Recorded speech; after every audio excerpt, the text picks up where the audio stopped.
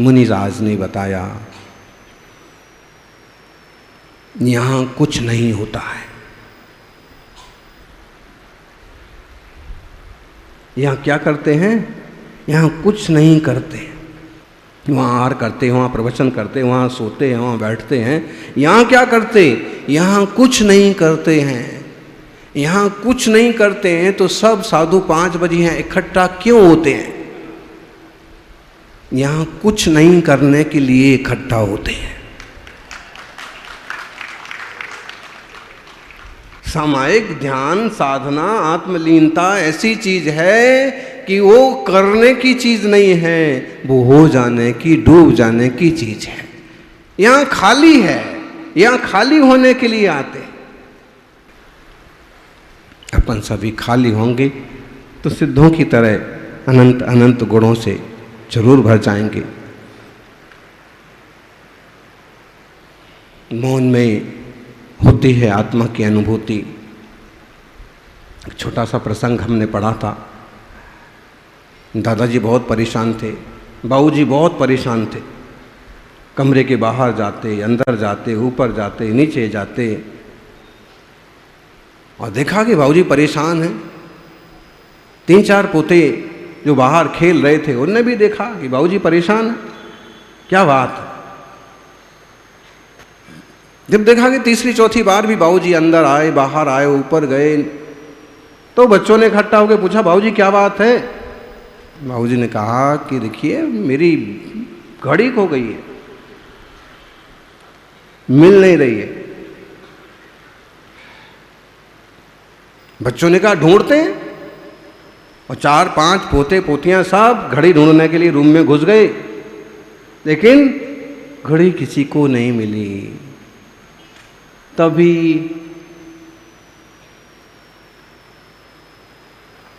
एक पोते ने कहा कि ऐसा करिए, आप सब लोग पहले कमरे के बाहर चलिए। सब कमरे के बाहर गए, सब एकदम साइलेंट, पेन ड्रॉप साइलेंट, चुपचाप हो जाइए। सबसे समझदार पोता भी है ना।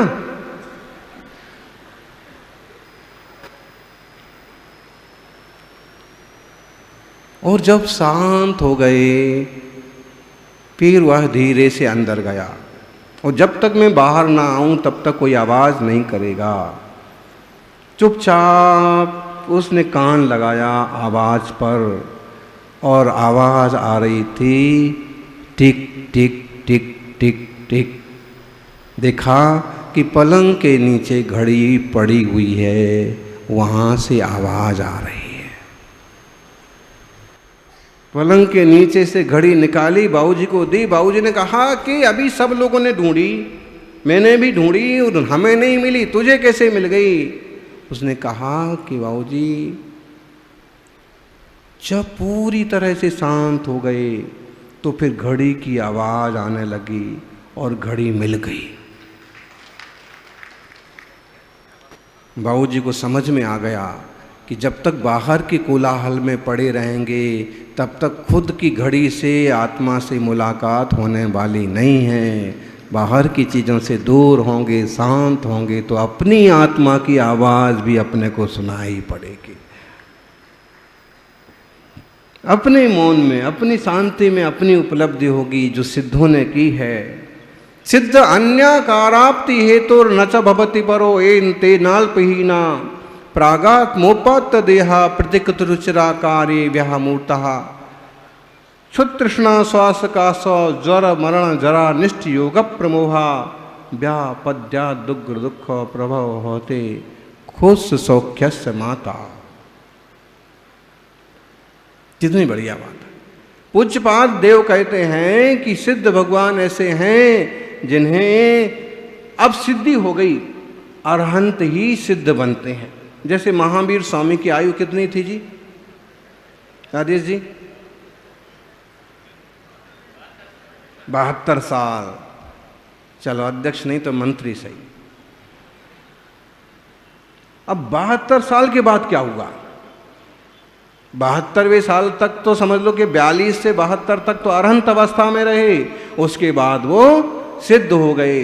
तो सभी अरहंत अपने आयुष्य के बाद सिद्ध हो जाते हैं। तो जब ये सिद्ध हुए प्रभु, तो कहते हैं फिर क्या हुआ?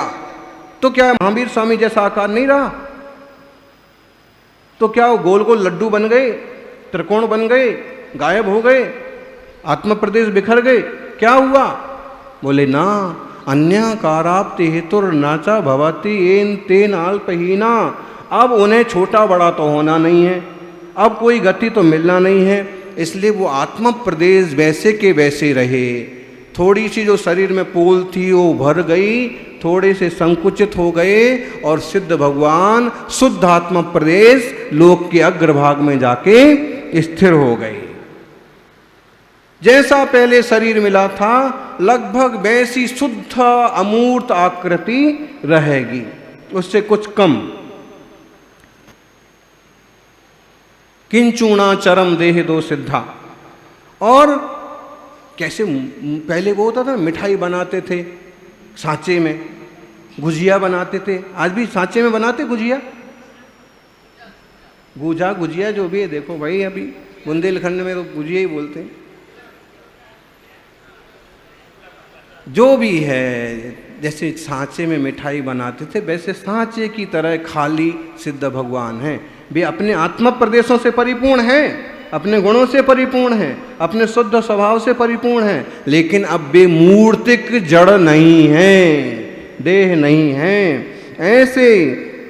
और अब जब देह ही नहीं है तो क्षुद्र तृष्णा श्वास कासा, ना भूख लगती है, ना प्यास लगती है, ना खांसी होती है, ना सर्दी होती है, ना घुटने दुखते हैं, ना बुढ़ापा आता है, ना बुखार आता है, ना मरण होता है, ना अनिष्ट मिलता है, ना किसी तरह का क्लेश होता है, ना मूर्छा होती है, ना मोह होता है।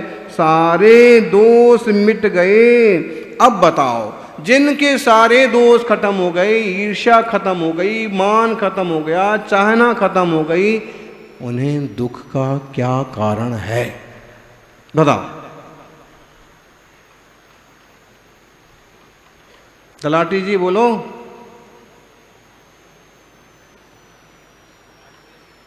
अरे हाँ, राग द्वेष तो जड़ थी, जड़ खत्म हो गई।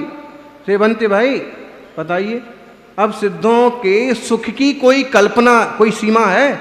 दुख का कोई कारण नहीं है। तो अब वो सिद्ध कहते, ये शब्द लिया है, कुस्य सौख्यस्य माता अस्या। इन सिद्धों के सुख को जानने वाला, नापने वाला दुनिया में है कोई नहीं। वो अनंत सुख हो गया, कोई कारण ही नहीं रहा, कोई दोष नहीं रहा।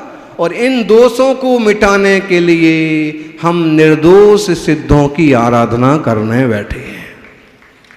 हमारे भी मिट जाएं, थोड़े थोड़े तो मिटे। अब जल्दी गुस्सा नहीं आता है, थोड़ी देर के बाद आता है। कभी कभार होता है ऐसे निमित्त मिल जाएं और अपन किसी आवेश में हों। बाकी इस तरह की सेवा से, भक्ति से, आयोजनों से चेंज तो आता है। कोई तो बोलते भी होंगे, कोई सुनते होंगे कि तो भाई साहब आप तो बहुत बदल गए आजकल। तो बोले चतुर्मास का पूरा लाभ ले रहा हूं।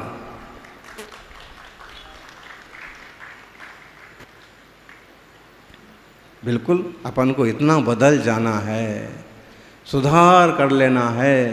सुधार पर का ना करो, निज का करो सुधार। सुधर सुधर सुंदर बनो, जाओ भव के पार।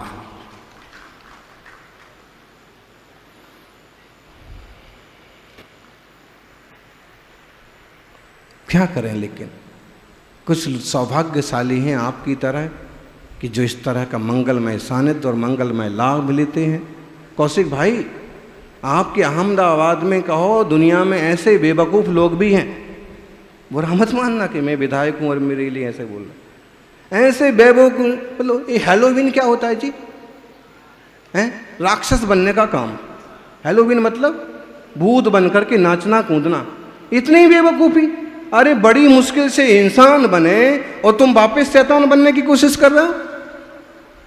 ये एक्चुअल में ये जो कार्यक्रम है ये ऐसी गंदी कौम का, गंदे लोगों का ही कार्यक्रम है कि वे सारी दुनिया को राक्षस बना देना चाहते।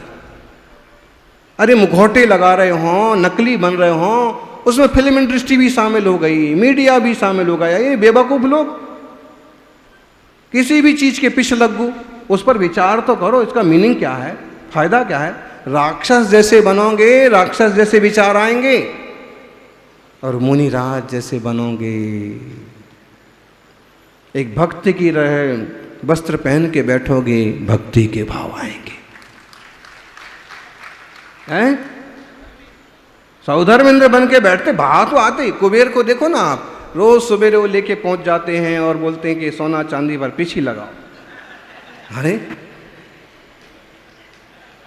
अरे भाई पीछी है, कोई पारस पत्थर थोड़ी है कि तुम्हारी नकली को छुआएंगे तो असली बन जाएगा।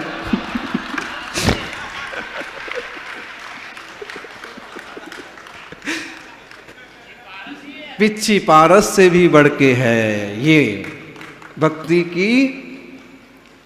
की ये है मतलब सोच, पिच्छी पारस से भी बढ़ के है।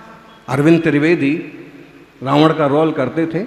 लंकेश गांधीनगर में आए थे तो एक मुनिराज ने कहा कि आप जैसे रावण बन के हंसते थे वैसे हंस के बताओ। उन्होंने कहा महाराज रावण ही वैसा हंस सकता है, मैं तो इस समय भक्त हूं, मैं वैसा हंस नहीं सकता। जैसा आप रूप लेते हैं, जैसा आप रोल लेते हैं, वैसा आपकी प्रवृत्ति होने लगती है। इसलिए हैलोवीन जैसे नरक के शैतानों के काम नहीं होना चाहिए। अरे ये पाश्चात्य संस्कृति, जहां माँ को मम्मी कहा जाए, पिता को डैड कर दिया जाए और प्यारे बच्चे को बंटी मतलब बदमाश कहा जाए, बताइए उन लोगों के कार्यक्रमों का, उन प्रोग्राम्स का भी क्या औचित्य है। मम्मी बोलते हैं, मम्मी का मतलब होता है जिसमें वो क्या बोलते हैं, पिरामिड जिसमें वो रखा जाता है, हाँ दफन करने के लिए रखा जाता है वो मम्मी। यही है लगभग। भले आजकल फेमस हो गया तो क्या हुआ, यहां शब्द है माता। डैड, डैड का तो आज भी बोल दे, फोन डैड हो गया है, अमुक के दादाजी dad, my dad is dad बोलते हैं ना। तो अब डैड मतलब क्या हुआ, मरा हुआ। ऐसे शब्द यूज होते हैं। ऐसी संस्कृति, ऐसे संस्कारों का कभी फॉलो मत करो। यहां एक शब्द आया है माता। अब माता यहां शब्द आया है आखिर में, कुछ सौख्य से माता, इन सिद्धों के सुखों को जानने वाला कौन है, तो बोले कोई नहीं है। अब ये माता शब्द हमारे देश में ले लिया बच्चे की माँ के लिए। बच्चे की माँ के लिए शब्द एकदम उपयुक्त है।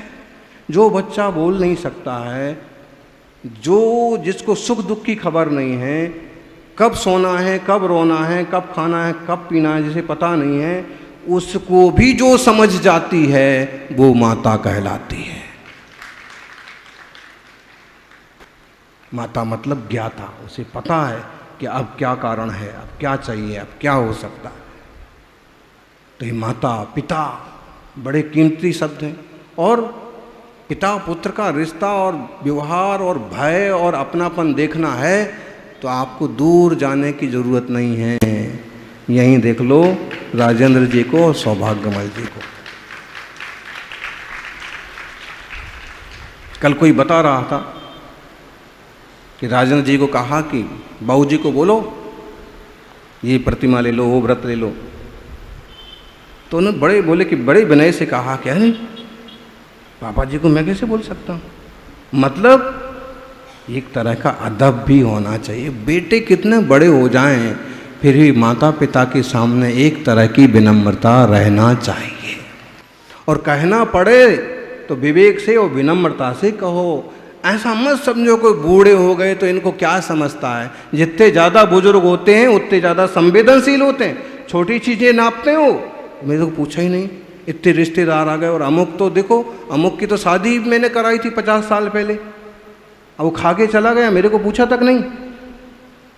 तो मतलब बहुत, इसलिए व्यवहार अच्छा हो, मन सच्चा हो और सिद्धों की आराधना करके अपना मोक्ष मार्ग पक्का हो।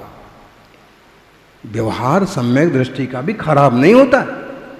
ऐसा नहीं होगा कि सम्यक दृष्टि संसार शरीर भोगों से विरक्त है या वेद विज्ञानी है तो सब चीज़ को ऐसे ऐसे करेगा, हटो चलो, ऐसे नहीं होगा। उसका व्यवहार आम लोगों से भी मीठा, मधुर, वात्सल्यमय। 8 जो गुण हैं सम्यक दर्शन के, वो मिथ्या दृष्टि में नहीं होते हैं। किस में होते हैं? बोलो दादी। 8 जो गुण हैं वो किस में होते हैं? सम्यक दृष्टि में ही होते हैं। वात्सल्य भी उसी में ही होता है। किसी भी धर्मात्मा को देखता है तो खुश हो जाता है, आओ बैठो। ये पहले थर्मामीटर नहीं लगाएगा किसमें सम्यक दर्शन है कि नहीं, ये जो अमुक पंथी है कि नहीं, ये पहले थर्मामीटर नहीं लगा। पहले उसको धर्मात्मा जैसा कोई दिखा तो सबसे पहले जय जिनेन्द्र, आओ, कहाँ से आए, बैठो, रुको, भोजन करो, अपन साथ में स्वाध्याय करेंगे, मंदिर चलेंगे। शुरुआत ऐसे होती है।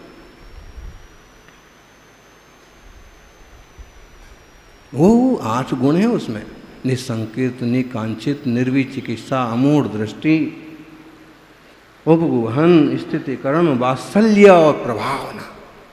वात्सल्य बड़ी चीज़ है। ऐसे वात्सल्य से आप देखो तो सभा, अगर कोई बाहर प्रवचन सुन रहा होगा तो उसको ऐसे लगेगा कि महाराज जी अकेले बोल रहे हैं, अकेले ही बैठे हैं, अंदर तो कोई है ही नहीं और बोले जा रहे हैं। क्यों? ची की भी आवाज़ नहीं आ रही। देखो ये तुम्हारे बज रहे हैं, ये हवा वाले, बस इतनी आवाज़ आ रही। बाकी श्रावक श्राविका की 1000 लोग बैठे हों और ऐसे शांत बैठे हों, इसे समोषण ना कहो तो क्या कहो।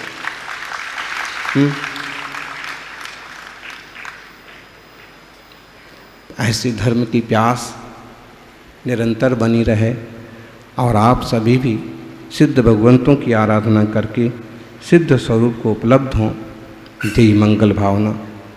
हम ऐसे लोगों को समझा सकें तो समझाएं कि भाई इंसान का चोला मिला है, शैतान मत बनो, नारकी मत बनो। आदमी अब जानवर की सरल परिभाषा बना है, विश्व का वह नाश करने आज दुर्वासा बना है।